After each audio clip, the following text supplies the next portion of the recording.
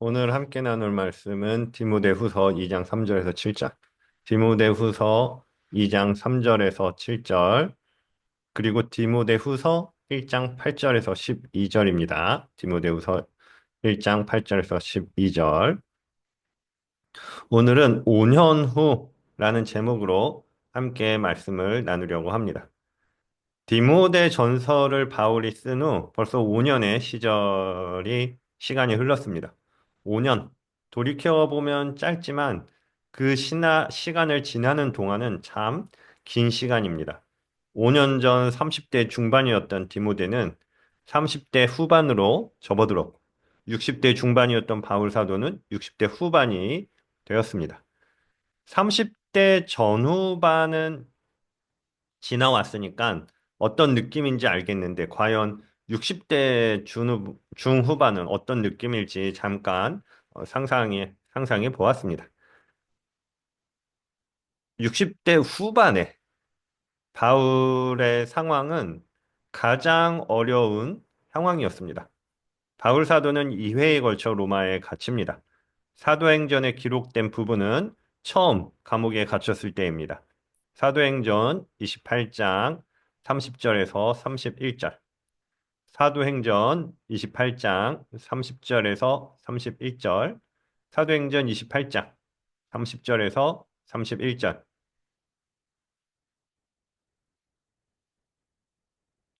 바울이 온 이태를 자기 셋집에 머물면서 자기에게 오는 사람을 다 영접하고 하나님의 나라를 전파하며 주 예수 그리스도에 관한 모든 것을 담대하게 거침없이 가르치더라. 담대하게 거침없이 가르치더라.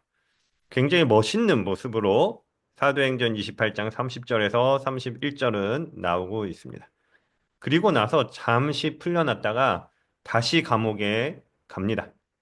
다시 감옥에 간 시기, 이때 지은 것이 디모데 후서이고 바울 사도의 마지막 편지라고 이야기합니다. 1차 때는 바울 사도가 상황이 좋았습니다.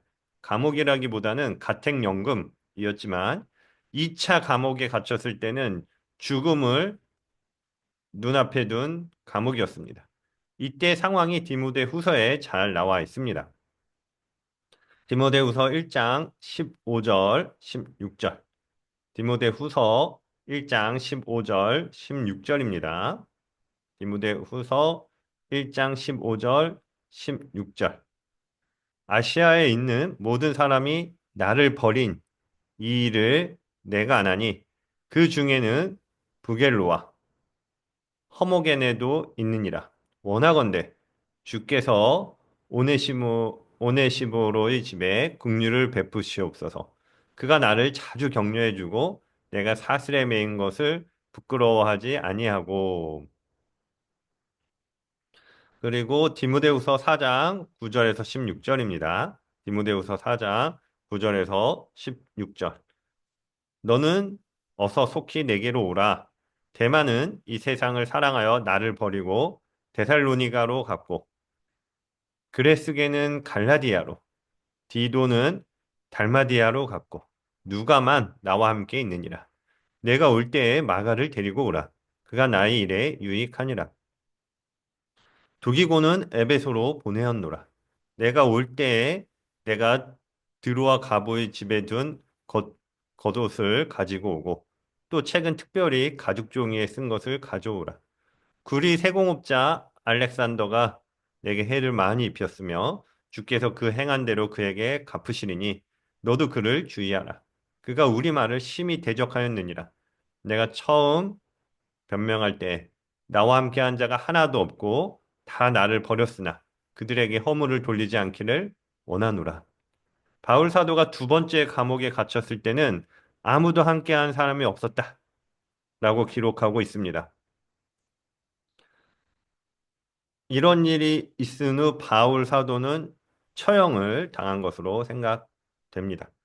그래서 디모데 후서를 보면은 바울 사도가 마지막으로 디모데에게 하고 싶었던 편지들을 잘 기록하고 내용들을 잘 기록하고 있습니다. 그렇다면 바울 사도는 자신의 상황을 어떻게 생각하고 있었고 디모데에게 마지막으로 주고 싶은 교훈이 무엇이었을까요?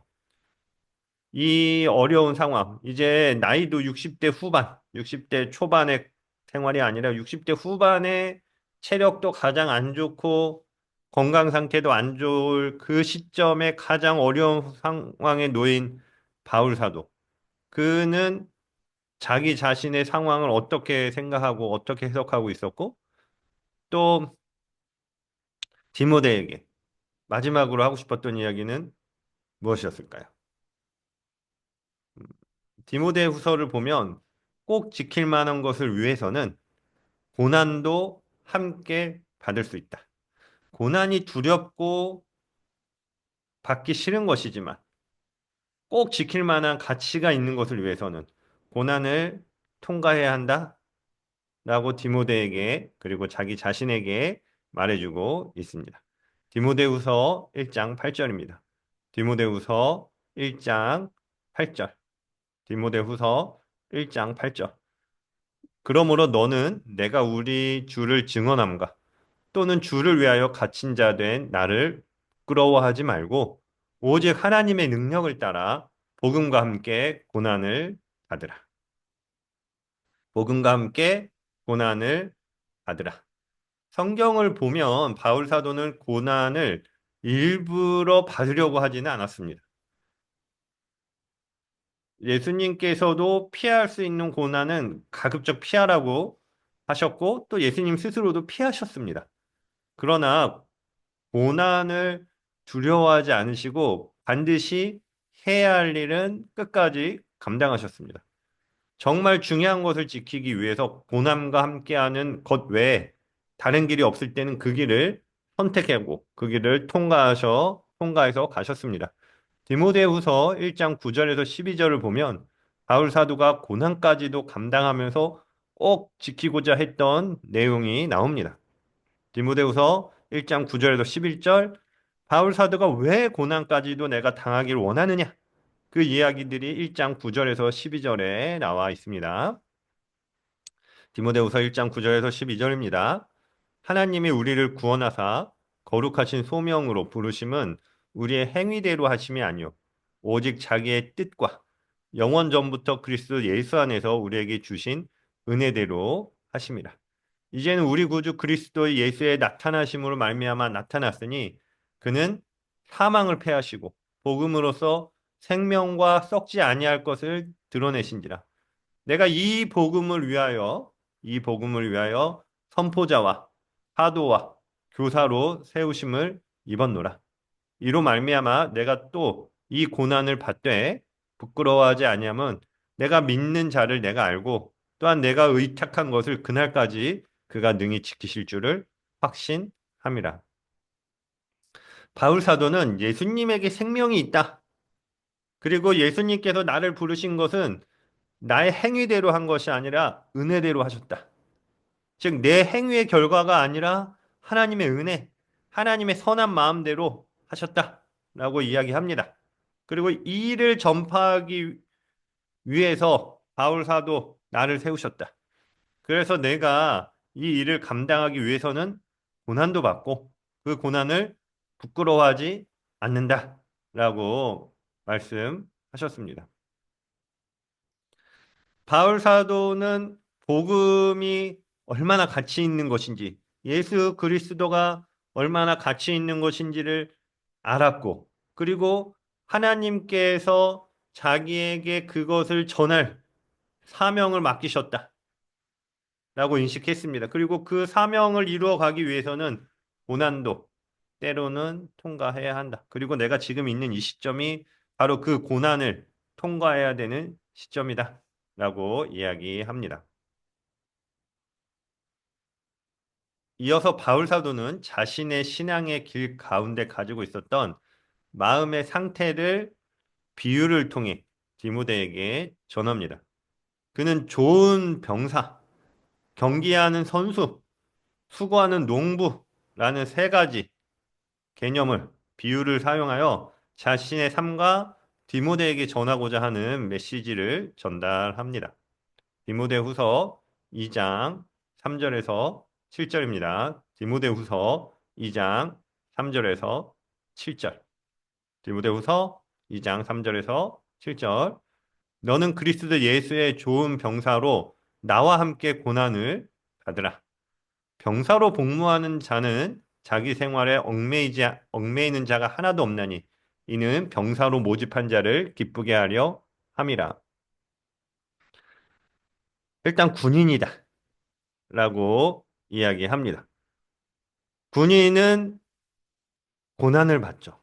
군인은 어려움을 겪습니다. 그 군인으로서 당연히 고난을 받으라 라고 이야기합니다. 5절 읽도록 하겠습니다. 경계하는 자가 법대로 경계하지 아니하면 승리자의 관을 얻지 못할 것이며 수고하는 농부가 곡식을 먼저 받는 것이 마땅하니라. 내가 말하는 것을 생각해 보라. 주께서 범사에 내게 총명을 주시리라. 바울 사도는 좋은 병사, 경계하는 자, 수고하는 농부라는 세 가지 비유를 통해서 자신의 삶을 비유하고 디모데에게 전달합니다. 재미있는 표현은 저는 7절인 것 같습니다. 7절. 바울 사도가 길게 설명을 하지 않고 디모데에게 이거 생각해봐. 너는 군인이야? 너는 선수야? 너는 농부야? 이거 생각해봐라. 주께서 범사에 내게 총명을 주셔서 이것이 어떻게 적용해야 되는지를 알게 될 거야. 라고 이야기합니다. 복음서를 포함한 바울 서신의 여러 부분에서 군인, 선수, 농부로서의 이미지로 그리스도인의 삶을 자주 묘사합니다. 에베소서 6장 10절에서 13절. 에베소서 6장 10절에서 13절입니다. 에베소서 6장 10절에서 13절. 끝으로 너희가 주 안에서와 그 힘의 능력으로 강건하여지고 마귀의 관계를 능히 대적하기 위하여 하나님의 전신 갑주를 입으라. 우리의 씨름은 혈과 육을 상대하는 것이 아니요 통치자들과 권세들과 이 어둠의 세상 주관자들과 하늘에 있는 악의 영들을 상대함이라. 그러므로 하나님의 전신 갑주를 취하라. 이는 악한 날에 너희가 능히 대적하고 모든 일을 행한 후에 서기 위함이라. 빌립보서 3장 13절에서 14절. 빌립보서 3장 13절에서 14절. 빌립보서 3장 13절에서 14절입니다. 형제들아, 나는 아직 내가 잡은 줄로 여기지 아니하고 오직 한 일, 즉 뒤에 있는 것은 잊어버리고 앞에 있는 것을 잡으려고 표대를 향하여 그리스도 예수 안에서 하나님의 위에서 부르신 부름의 상을 위하여 달려가노라. 표대를 향하여 달려가는 선수. 이미 뛰어온 길은 잊어버리고 앞으로 남은 길을 향해서 달려가는 그 선수의 이미지. 그리고 그 표대는 바로 예수 그리스도 안에서 하나님, 예수 그리스도 부르심의 상이라고 이야기해주고 있습니다. 고린도전서 3장 6절에서 7절입니다. 고린도전서 3장 6절에서 7절입니다.